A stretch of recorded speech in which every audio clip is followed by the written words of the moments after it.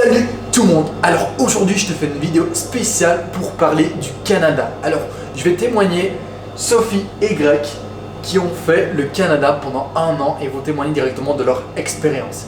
Ils ont créé leur compagnie qui s'appelle Club Trottle. Et pour tous ceux qui ne me connaissent pas, je m'appelle Gaël Crutzen, je fais 2 ans le tour du monde. Et dans cette chaîne je te donne tous mes meilleurs conseils, mes meilleures expériences autour du monde. Alors c'est gratuit, il serait dommage de ne pas t'abonner.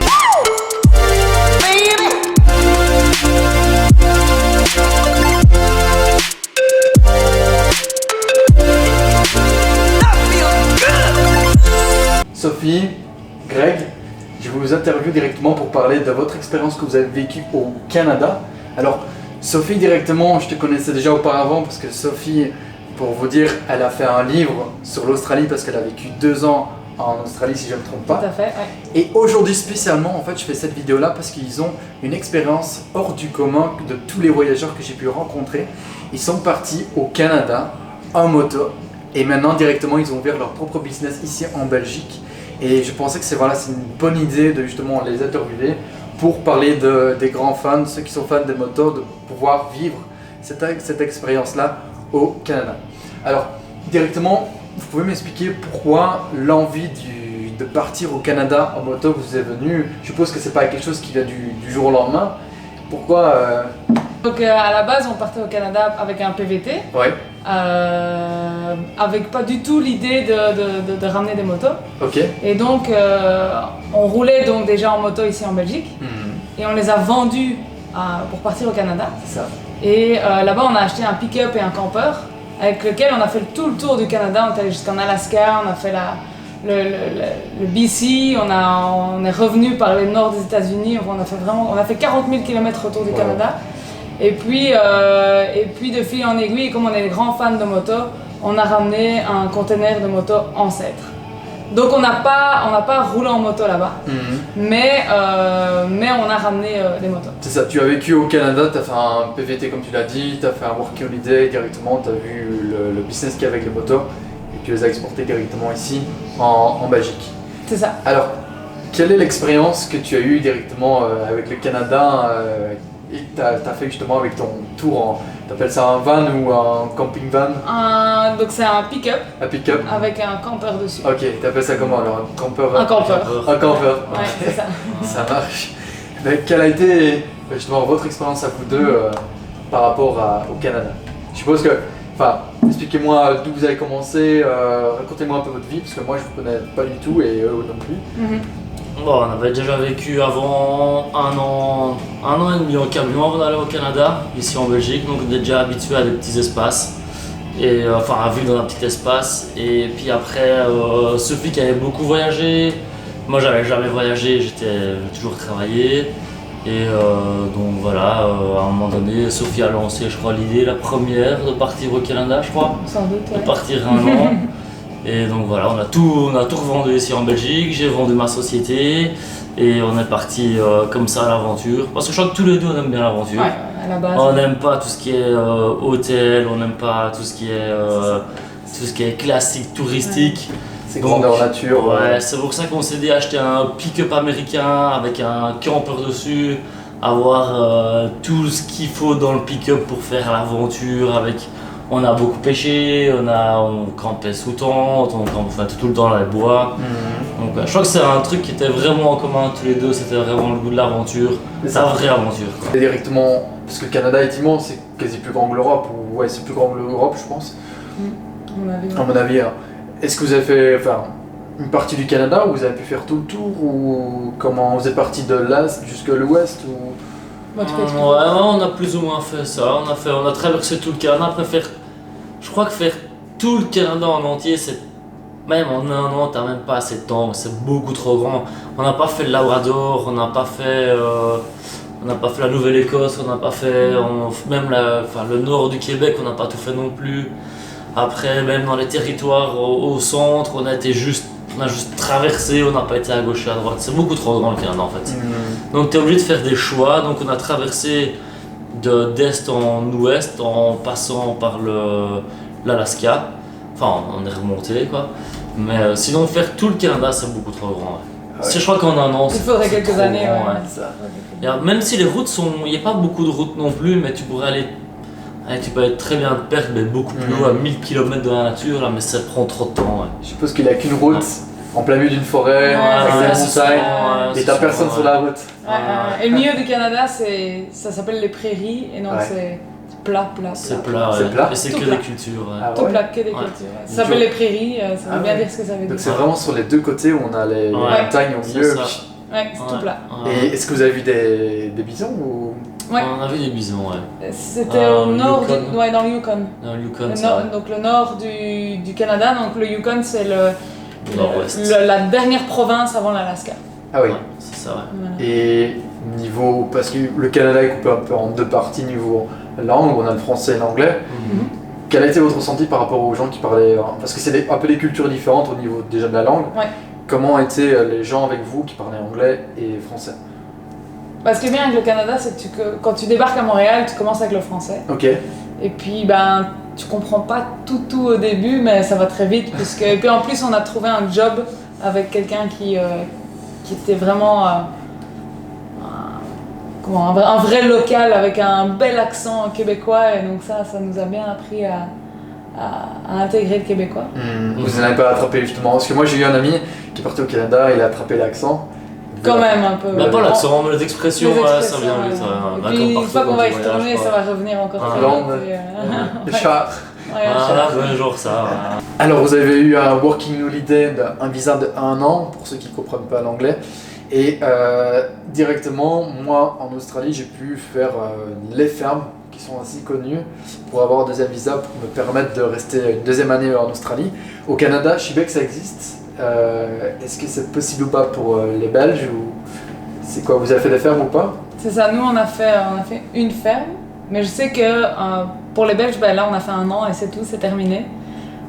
Les Français ont la chance de pouvoir faire une deuxième année si, comme pour en Australie, ils remplissent les conditions de travail. Du coup c'est 3 mois, 89 jours aussi ou C'est pour les Français, je pense que c'est pareil. Je me suis jamais renseignée totalement, mais je pense que c'est pareil. Directement. C'est ça. Donc un visa, une fois dans ta vie, C'est ça. tout. Pour le Jusqu'à Canada, tes c'est 32. Ouais, je pense que c'est même 35 au Canada, mais c'est une seule fois. Ah ouais. Donc si là, vous maintenant, vous voulez repartir au Canada vivre cette expérience-là pendant 1 an, C'est plus possible. C'est plus possible. Non, c'est juste 3 un visa mois. touristique de 3 mois. Ouais, c'est ça, Où tu peux pas travailler. waouh. C'est ça. Donc en fait, si on veut planifier un voyage comme ça unique, parce que le Canada est immense, il faut bien 1 an, voire plus, comme tu l'as dit. Il faut bien réfléchir que quand on fait son visa, il faut aussi voyager. C'est ça. Après, c'est plus possible. Voilà. Et pourtant, ce qui est dommage, c'est qu'on a rencontré beaucoup de jeunes qui allaient au Canada et qui passent leur temps à Montréal et puis point barre. On n'a pas rencontré beaucoup de voyageurs, contrairement en Australie où tu vas sur la route, tu fais que ça, croiser des voyageurs, tu passes du temps avec des voyageurs, etc. Si on a croisé 2 couples ou 3 couples sur notre année. Sur 40 000 km Sur quoi. 40 000 km qui faisaient le même genre de trip que nous. Ouais. Je pense qu'on peut les compter, 3. Ouais. Je pense qu'il y a eu, Ouais, c'est tout. presque pareil. C'est Il tout. faut un budget derrière pour aussi. Un budget, et puis ce qu'il y a, c'est que voilà, au Canada, tu dois te préparer au niveau du temps, de la météo. Qu'en Australie, tu peux te dire, je pars un peu à l'arrache et on verra, advienne que pourra, je peux dormir sous un pont, c'est pas grave, mais non, au Canada, tu peux pas, vraiment pas. Donc il y a beaucoup de gens qui restent à Montréal, et puis avec la facilité de la langue, je pense aussi qu'il fait beaucoup. Oui, clairement. Mais maintenant, si tu fais les 3 mois au Canada, que tu vas après, tu vas en Alaska, que tu reviens, tu récupères encore un visa de 3 mois pour le touriste. Tu peux. Oui. Ouais, tu peux. Il y a quand même des possibilités. Ouais. Ça a été quoi votre job que vous avez fait au Canada? Parce que, enfin voilà, vous avez fait un working holiday là-bas, vous avez quand même vécu grâce à vos boulots que vous avez trouvés sur la route. C'est ça. C'était quoi vos boulots? Vous en avez fait plusieurs, je suppose. On a fait 4 boulots en tout. 4 boulots. On en a fait un dans, on va dire, le nord du Québec, la rénovation de fondations, pour des maisons où les fondations étaient fissurées. Il fallait tout dégager, il fallait tout poncer, il fallait tout réétanchéifier. Travailler dans le bâtiment, pour poussiéreux et tout ça. C'était quand même... Mais ça payait bien. Ça payait bien. En fait, on se disait à chaque fois, on cherche des boulots qui font pas rêver, mais qui nous rapportent histoire de pouvoir voyager plus longtemps. Après, on fait tant pis, on fait 5 ou 6 semaines à fond de travail, à fond, on fait que ça, travailler.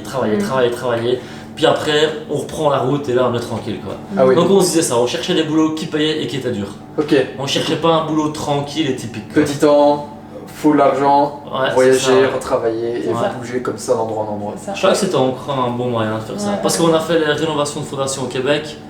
Après, qu'est-ce qu'on a fait? On a été du côté de Vancouver faire des. Ils appellent ça du Rupert Paving. Donc c'était. On recouvrait des anciennes dalles de béton avec des pneus recyclés mélangés à de la colle. Mhm. On faisait ça, c'était assez à la mode là-bas. On a fait ça à Vancouver un petit bout de temps. On a travaillé aussi avec quelqu'un qui est dans le déneigement, mais c'est pas trop bien passé là. Avec les dameuses ou quoi? Non, même pas. Non, même on pas. préparait la saison de neige, Ouais. mais ça c'est le boulot, c'est pas très bien passé. Ça Parce s'est que pas bien passé. non. ça a toujours très bien Le été, gars, le job, mais là, ouais, ouais. on voulait pas abuser de notre Notre statut situation de voyageur. faiblesse. Oui, je suppose que comme on est Ouais. étranger, qu'on est dans un autre pays, il a des abus par rapport à ça, faire comme attention, Ouais, c'est ça. il a bien un tarif Ouais. au niveau de l'heure ou quoi. Ouais. Ben, un tarif et puis un respect aussi de la personne. respect de la Il nous a personne, pas ouais. du tout respecté. Ah oui. Ouais, Il nous prenait vraiment pour des chiens et donc après. On a quand même resté 10 jours parce que c'était vraiment ouais. une situation où on n'avait plus de sous donc on avait absolument besoin d'un job. Et donc on a quand même resté 10 jours, mais au bout de 10 jours on a dit non, Ah on ouais. claque la porte et ouais. on est On est parti. parti, quoi. ouais. C'est ça. Mais on a dû un peu gueuler pour réclamer nos sous. Et, Ouais. mais Alors, moi concrètement, parce que moi j'ai vécu aussi au Canada pendant 2 mois, on m'avait toujours dit que pour les Canadiens, c'est plus cher pour eux de voyager au Canada que de prendre l'avion et de voyager en Europe. Est-ce que c'est le cas pour vous? Parce qu'on m'a dit que toujours les distances au Canada sont très chères au niveau de Ouais. l'essence. Et eux, quand ils comparent ça avec le billet d'avion et de venir en Europe, c'est plus avantageux pour eux. Moi, c'est ce qu'ils m'avaient dit quand j'étais du côté de l'Est Mhm. du Canada.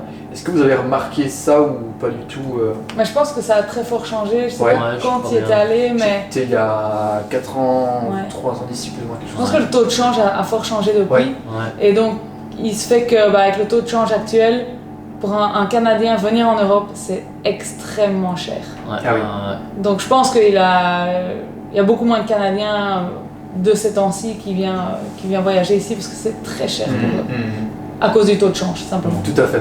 Mhm. Tout à fait. Et si là maintenant, voilà, moi je vais partir au Canada, je vais vivre la même expérience que vous, donc directement me prendre une petite voiture ou qui sait une moto et vivre au Canada.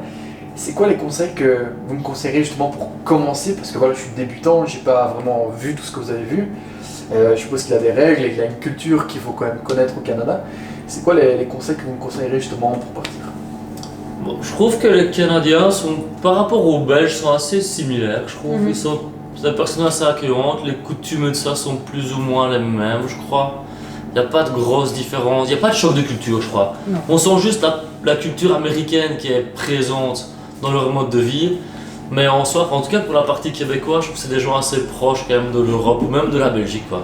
Je trouve, quoi. On s'est jamais senti trop à l'étranger ou trop différent quand on était chez les gens là-bas. Après, je conseillerais par rapport, par exemple, où en Australie, on prend un van. Pour voyager, je pense que c'est le plus facile en Australie, c'est de prendre un van parce que tu as ta petite cuisine, etc. Mais voilà, un van c'est très petit, mais en Australie tu vis la plupart du temps à l'extérieur. Ce qui fait chaud. Voilà, parce qu'il fait Ouais. chaud, qu'au Canada, ben oui, en été il fait chaud, mais ça dure que 2 mois, puis après tout le reste du temps c'est C'est soit l'hiver. froid ou soit de la neige. Et les moustiques, Et hein. ouais, Et les les moustiques moustiques le en soir, été, ouais. ouais. Ah ouais, le soir, donc Ouais. dans ton van. Ouais. On a croisé beaucoup de voyageurs qui regrettaient d'être en van, ouais. Ah oui? Ouais, Ça, il faut retenir. Hein. ouais. Ouais, c'est ça. Bon, après, nous, je pense que la solution du pick-up et du campeur, c'est là où je voulais en venir, c'est que pour moi, au Canada, c'est la meilleure solution, dans le sens où le pick-up nous a permis d'aller partout. Mais tu sais le faire avec un van, ça aussi, je crois. au Ouais, Canada. bah, Je crois qu'il y a mais moyen. pas un petit van, genre un van VW, c'est Non, plein non, d'endroits où on il est faut, allé, ouais, ça il aurait faut été quand même un impossible. Ah oui, c'est mais il faut un ouais. truc, un gros 4x4 quand même pour les routes. Et Ouais. puis, comme tu dis, le campeur, si c'est bien le système que je pense, c'est que tu le fixes et tu pars avec la voiture, du coup tu peux laisser un peu ta maison en Ouais. retrait C'est ça, et tu pars travailler. c'est ça. Ouais, il y a moyen. Ça, tu peux faire. Bon, après, nous, on a acheté un campeur des années 80, donc T'es fixé ou ouais. non, bah non, tu pouvais l'enlever facilement. Mais voilà, c'est des années 80, tout avait déjà vécu, les gens, il avait déjà beaucoup été utilisé. Donc fatalement, voilà, ça prenait chaque fois un peu de temps pour l'enlever, etc. Et on l'a fait que quelques fois, genre 3 fois, je pense qu'on l'a fait. Ouais. Parce qu'on était à un job Fixe, pendant fixe. un certain temps, Ah ouais. et donc on prenait la peine de le faire. C'est- Mais sinon on l'a quasi jamais fait. Mhm. Et est-ce que vous avez des anecdotes ou des expériences que vous voudriez partager par rapport au Canada? Parce que je suppose que quand on voyage, c'est une expérience unique, mais il n'y a pas toujours des moments, tout n'est pas rose non plus. Et est-ce qu'il y a des choses incroyables que tu as vécues directement au Canada que tu voudrais partager? Moi, je trouve que la pire des choses, c'est les fuites dans le campeur, je crois. Ah ouais, les fuites dans le campeur. Ouais. On était à Vancouver, on travaillait, donc on avait un job, on devait se lever tous les matins, on revenait tous les soirs claqués, etc. Et on vivait dans le campeur devant la société pour laquelle on travaillait.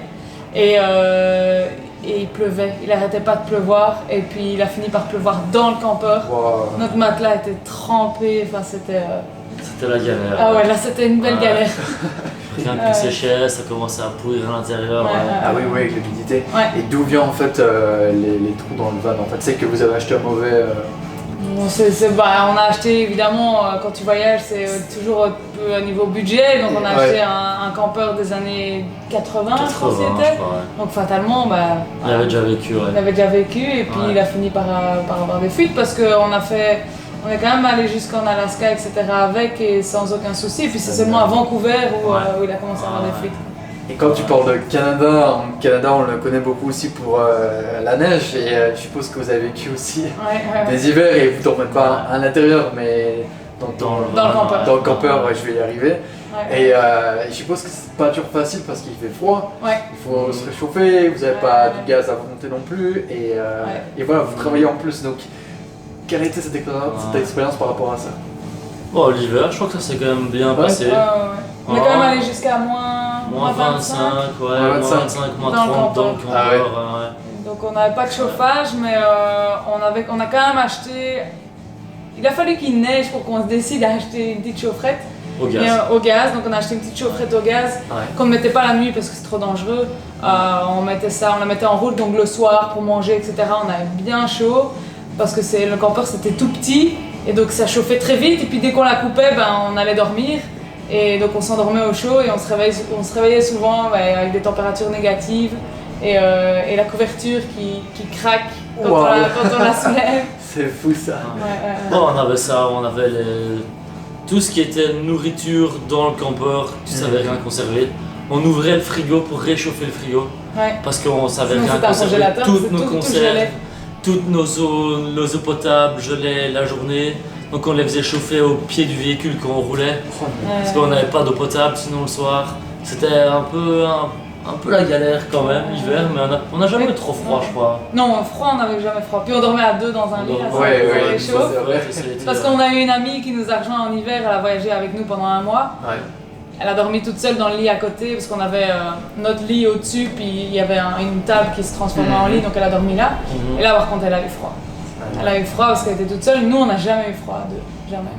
Et tu m'avais parlé directement de pêche aussi. Donc, le Canada est connu pour ses grands espaces verts, ses rivières, ses ours aussi. Je sais pas si vous en avez vu. On en a croisé. Ah, ok. Tu me raconteras aussi.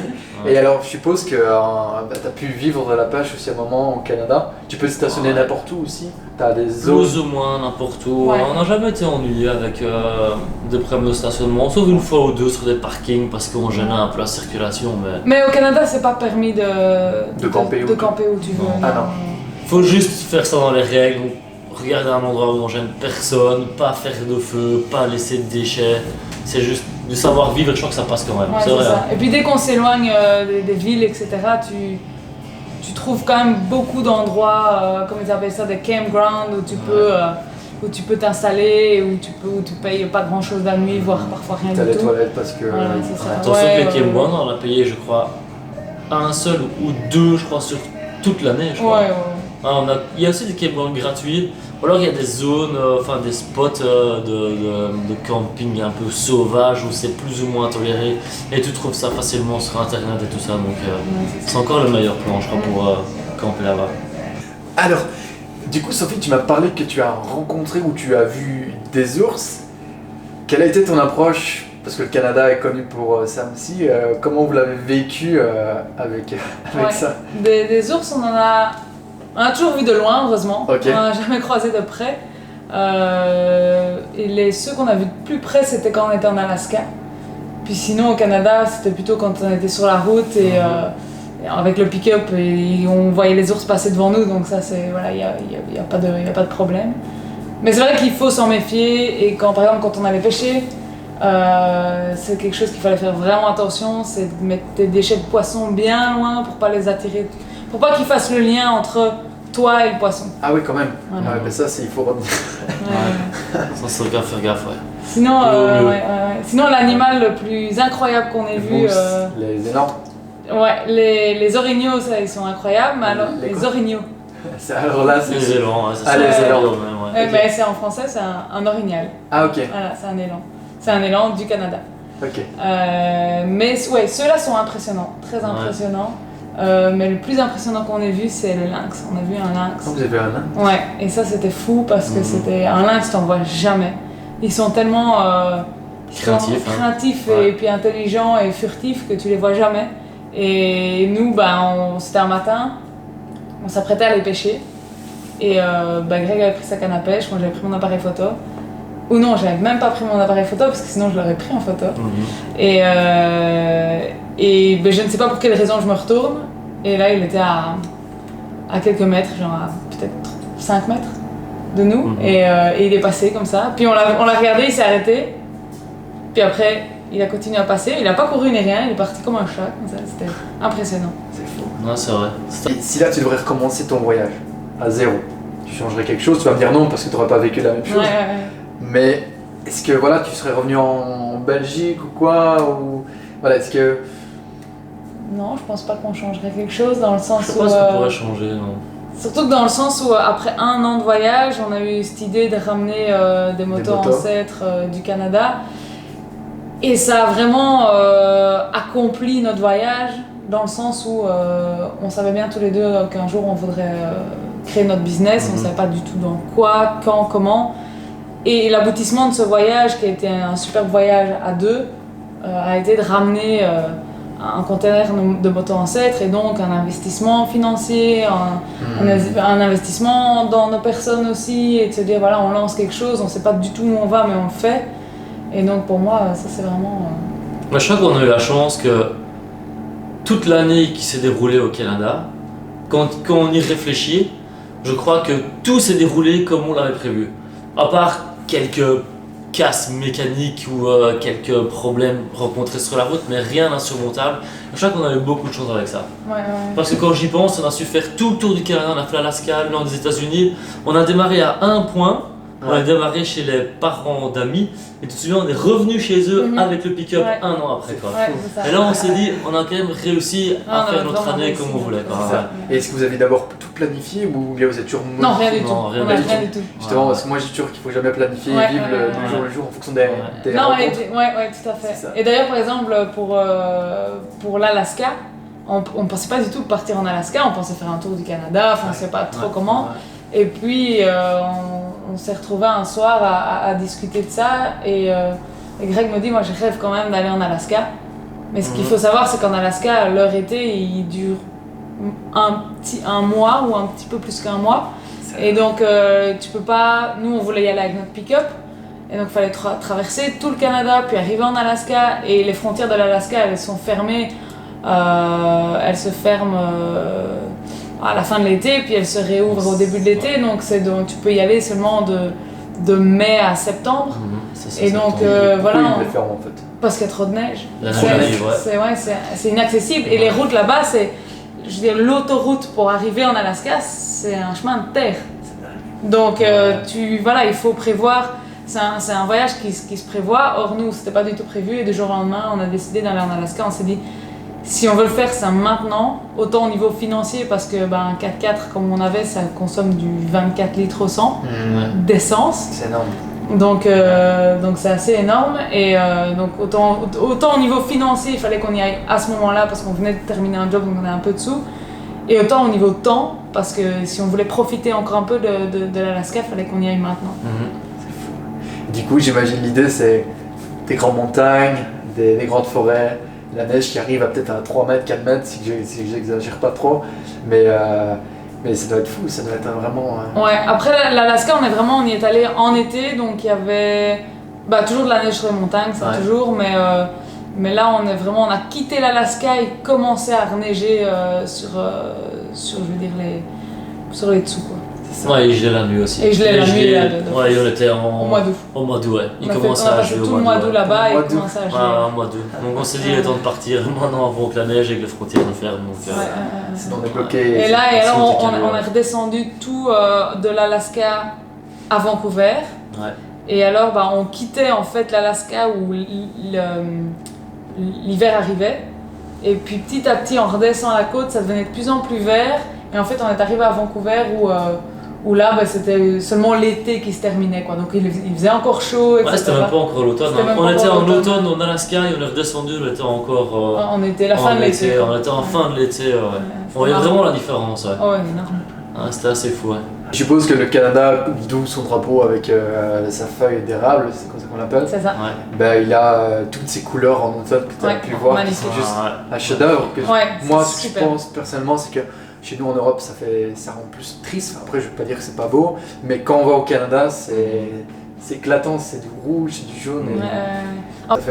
Et je suppose que voilà, vous avez pu, enfin moi personnellement, quand j'ai voyagé, vous avez pu tester votre couple pendant un an, parce que je suppose que les moments n'ont pas toujours été bien, il y a eu des moments durs et ça vous a renforcé ici comme je peux le voir, et que vous avez ouvert votre business tous les deux, donc vous pouvez être fiers de vous parce que c'est une expérience unique. Il y a beaucoup de gens qui voudraient faire ce que vous avez fait. Mais je pense que ça a conseillé à tout le monde. Si tu veux tester ton couple, tu pars un an dans une boîte. Exactement. Dans un campeur de 2 mètres sur 2 mètres et tu verras si ça tient. C'est ça, parce que c'est pas toujours en étant dans le confort qu'on peut le voir, c'est souvent dans les moments les plus durs. Justement. Ouais. Alors, ils ont vécu au Canada, ils ont vécu des expériences uniques, ils ont eu des anecdotes, franchement il faut écouter ça. Moi ça me donne plus encore envie de voyager. Maintenant comme je dis toujours, on vit avec un piment en bouche et quand on sera vieux, quand on sera plus âgé, on va rigoler de toutes ces histoires. Au moment même c'est pas toujours fun, mais je crois que maintenant c'est agréable de raconter. Quoi. On a eu comme ça au Nouvel An, pas une belle aventure, ouais. On est tombé en panne avec notre pick-up. Parce qu'on est arrivé dans une grosse côte enneigée et là j'ai dû vraiment piler sur les freins parce qu'une voiture calait la route et tellement j'ai appuyé fort sur mes freins, on est resté calé, mais c'était un peu une situation délicate avec le pick-up où le dévers était assez gros et tout ça, enfin je passe les détails, j'ai réussi à percer mais du rythme de frein qui était trop brouillé. Donc on était genre la veille ou l'avant-veille du Nouvel An. Et alors qu'on avait encore 400 km à parcourir avant d'arriver à l'endroit où voulait passer le Nouvel An. C'était une source d'eau chaude. Donc on arrive au garage qui nous dit évidemment c'est bientôt le Nouvel An, je prends pas les véhicules, vous êtes en panne, vous restez ici pendant 3 jours, ça va pas faire. Donc ça voulait dire passer le Nouvel An sur un parking pourri quoi. Pourri. On était avec une amie qui était venue spécialement nous rejoindre pour le voyage. Et là on a pris la décision, peut-être pas la plus intelligente de la planète, mais on se dit tant pis, on fait les 400 km avec juste 2 freins arrière et un campeur dedans. Sous la neige, avec une tonne dans la benne. Heureusement qu'on avait un pilote. À fond. J'ai fait les 400 km en plus dans les montagnes, ça montait avec les freins moteurs du pick-up, on jouait avec ça.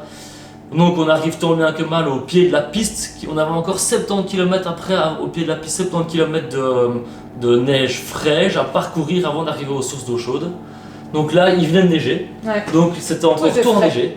Donc on se dit pas vraiment d'autre choix avec juste 2 freins à l'arrière, on a mis les chaînes à l'arrière du pick-up, donc on avait des grosses chaînes pour nos pneus. Et là on a fait les 70 km là avec dans la neige le long du lac où il y a des passages où le pick-up était... Moi j'ai cru qu'on allait finir dans le lac. C'était un truc de fou. Fou. Et on arrivait tant bien que mal à notre endroit pour le Nouvel An, Mais c'était superbe, le paysage était magnifique, etc. Mais c'était en même temps, c'était bien, on était accrochés, moi j'étais accroché à la porte comme ça, on serrait les fesses, c'était fou. Ouais, c'était vraiment fou. Là je trouve qu'on avait bien fait de persévérer, de se dire allez on va jusqu'au bout, on prenait des risques mais... J'estimais que les risques étaient ça valait la peine et je savais conduire le véhicule.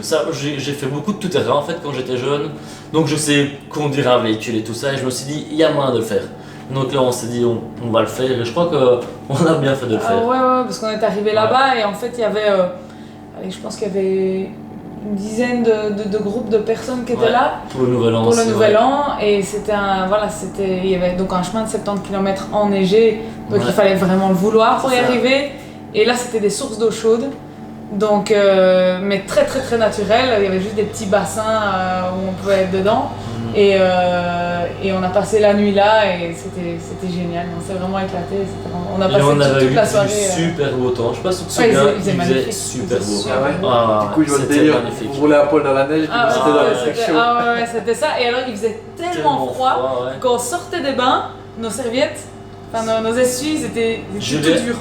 C'est pas les cheveux qui gèlent aussi. Ah si, on avait les cheveux tout gelés. Quand tu plonges ta tête, tu fais 3, 2, 1, et puis t'as tout qui gèle. C'était fou. Et on a passé toute la soirée dans ces bains. Pour un nouvel an, c'est vraiment une bonne idée. Ouais, c'était super beau parce que c'était vraiment... Enfin voilà, le cadre en valait la chandelle et enfin voilà, l'ambiance, et c'était vraiment au milieu de nulle part, juste entre nous, enfin Greg, moi et notre ami qui était là avec nous. Du coup, comme vous avez pu entendre le témoignage de Greg et Sophie, eh ben, ils ont vraiment vécu une expérience unique qui est valable pendant 1 an, une fois dans sa vie au Canada, donc pensez-y. Mais je reviens par rapport à eux que grâce à ce voyage-là, ils ont pu se trouver et en même temps faire leur business. Et directement, je vais te laisser expliquer parce que c'est ton business pour qu'ils sachent ce que c'est. C'est ça. Donc nous, on est revenus en juin l'année passée avec un container de moto ancêtre. Donc qui dit ancêtre dit plus de 30 ans, donc c'est généralement des motos des années 70. Et on est revenu avec un container pas rempli parce que les finances elles étaient ce qu'elles étaient. Et puis on a vendu tout pendant l'été et on pensait pas du tout que ça allait aller si vite au niveau de la vente. On pensait repartir au printemps 1 an après, et en fait en septembre on est reparti et pour un deuxième container. On est revenu en novembre, on s'est installé ici. On a fait notre inauguration d'atelier il y a 1 semaine. Et le 1er juillet, on repart pour un 3e container. Voilà. Toujours au Canada, ouais. Au Canada. Ouais. Donc si vous êtes intéressé pour une vieille moto, que vous voulez faire un petit tour en Europe ou peut-être même au Canada, n'hésitez pas à les contacter parce qu'ils sont vraiment pros. Directement, vous faites de tout de A à Z au niveau des motos, de la mécanique, vous regardez si c'est des bons modèles. Voilà, c'est pas vraiment des bêtes motos non plus, donc au niveau de sécurité et au niveau de... Sophie et Greg, chaque année, repartent au Canada, revivre un peu une expérience à la recherche de motos. Leur nom, vous pouvez voir justement derrière, qui s'appelle j'arrive pas à le dire, Globetrotter. C'est ça. et directement, tu reviens un peu directement à une expérience de retourner un peu à tes sources, de trouver un peu les motos qui sont intéressantes. Donc c'est un peu se replonger un peu dans l'aventure que vous avez vécue, c'est ça? Ouais, parce que quand on part chercher des motos, on loue une camionnette, comme on dit aussi en Europe. Et on regarde les petites annonces qu'il y a, et après on va voir ce qu'il y a à vendre. Donc on fait 200, 300, 400, 500, 700 km sur la route pour aller voir une moto. On arrive à des endroits généralement insolites, on arrive en plein milieu de la campagne, dans des motos qui sont dans des vieilles granges. Donc on rencontre aussi beaucoup de populations assez locales. Donc c'est toute une aventure, je peux aller chercher des motos là-bas. On vit dans notre van aussi, on dort dedans, on dort un peu sur les aires d'autoroute, sur les campgrounds. Ah ouais? Donc c'est aussi un peu toujours l'aventure, pas autant qu'avec notre campeur, mais il y a toujours une part de débrouillardise quand on va chercher la moto. D'imprévu carrément. D'imprévu, ouais. On a déjà dormi sur un parking d'un Walmart, dans la camionnette, avec une moto, Greg, une moto, moi, une moto. Autant dire qu'on était serrés et que... Le sac de couchage était rempli d'huile aussi. On savait plus rien mettre dedans. Sur les motos en plus pour les ramener. C'est ça, chaque fois on les ramène au port, et puis on va en rechercher d'autres, et puis on les ramène. Vous vivez et vous dormez dedans carrément. Notre dernier conteneur c'était 8000 km à travers l'Ontario et le Québec. Donc on est presque à 50 000 km au Canada, je crois. Donc, on commence à connaître maintenant tout doucement toutes les villes de la côte est. Je crois qu'on les connaît à peu près toutes. Je crois on se dit il y a autant de kilomètres, il y a autant de... Et tous les points, tous les shops moto, on connaît aussi beaucoup de gens maintenant sur cette côte-là. C'est ça. Ouais, s'il y en a parmi vous qui sont fans de moto, etc. Je pense qu'en Ontario et au Québec, on connaît à peu près tous les shops moto possibles et imaginables. Ouais. Donc si vous passez au Canada, n'hésitez surtout pas à les contacter sur leur page Facebook, leur email, ils répondent à tout, ils sont vraiment là pour vous aider au Canada. C'est une expérience unique qu'on vit qu'une fois, donc n'oubliez surtout pas, ils sont là. Alors si vous avez aimé cette vidéo, abonnez-vous à la chaîne. Je remercie Sophie et Greg de leur expérience au Canada qui était juste incroyables qui me donnent moi-même envie de maintenant partir au Canada. Alors si vous avez envie de les contacter pour acheter des motos ou même faire un tour au Canada, ils restent à votre disposition, ils sont vraiment géniaux, je les remercie énormément. Les amis, c'est pour vous, à bientôt, n'oubliez pas, abonnez-vous. Ciao!